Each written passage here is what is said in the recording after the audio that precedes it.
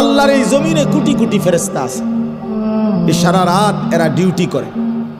ফজরের ওয়াক্তে এরা আসমানে ফিরে যায়, আর ফজরের ওয়াক্তে নতুন আরেক গ্রুপ সন্ধ্যা পর্যন্ত ডিউটি পালন করার জন্যে ওই একই জায়গায় নতুন টিম আসে ফেরেশতা। এই নবী সাল্লাল্লাহু আলাইহি সাল্লাম বলেন, সারা রাত যেই ফেরেশতারা আল্লাহর জমিনে ডিউটি দেয়, ওনারা ফজরের ওয়াক্তে ফিরে যায়, তো যাওয়ার সময় ফজরের নামাজের জামাতে উপস্থিত হয়।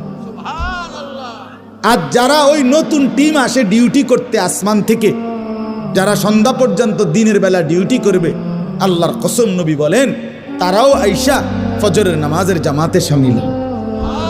এজন্য সারা রাতের ফেরেশতাও ফজরের নামাজে থাকে, সারা দিনের ফেরেশতাও ফজরের নামাজে আসে, আর ইমানদার বান্দাও ফজরের নামাজে আসে। এই জন্য আল্লাহ বলছেন ফজরের ওয়াক্ত হলো আমার ইমানদার বান্দার, সমস্ত বান্দা আমার ফেরেশতা এদের একত্রিত হওয়ার সময়।